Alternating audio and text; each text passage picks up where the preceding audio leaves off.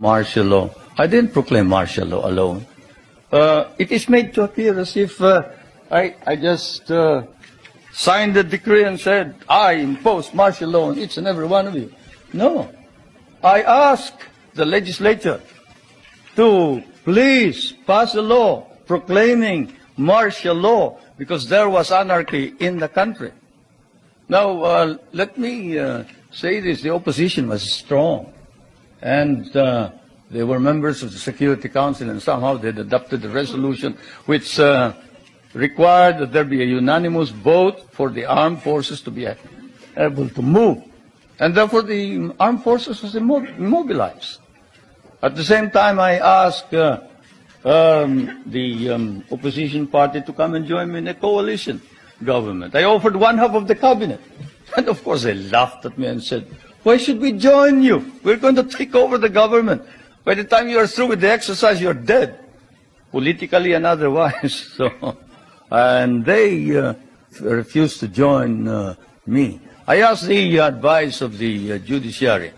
I asked the Supreme Court justices, the Court of Appeals justices, and the members of the private sector. And all of them told me there's only one man who can proclaim martial law, and that is the president. And you are it.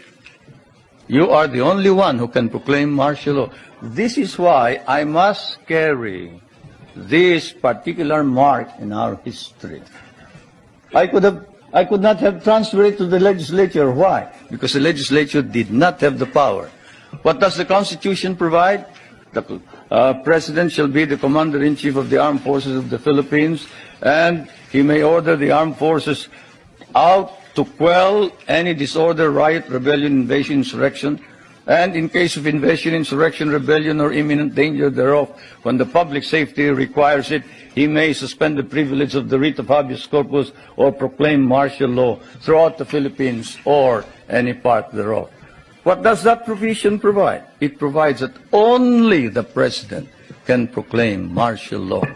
I repeat, that is why I had to assume responsibility. And I am not one for shirking duty. The people said there was necessity for proclaiming martial law. And the people said, you are the only official who can proclaim martial law. So I proclaimed martial law. And I sincerely believe that it was necessary to proclaim martial law to install order and stability because there was complete anarchy throughout the country at the time. Now, therefore, at that particular period, what was the status of our government? Our government was immobilized, impotent. The armed forces could not move out. The industry was not at all in any way moving. There was no income coming into government. Everybody was running away. They burned the U.S. partly burned the U.S. embassy, tried to burn it anyway. They tried to kidnap the American ambassador. American ambassador was Ambassador Byrod.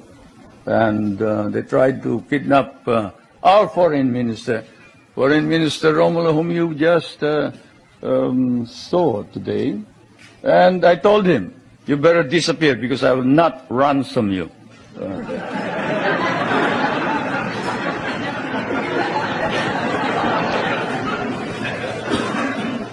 But whatever it is, they burned the Manila International Airport, they bombed the Supreme Court, they bombed the Constitutional Convention, they bombed the City Hall, they burned part of Malacanang Palace, they attempted to kidnap my children, they attempted to kill the President 8 times.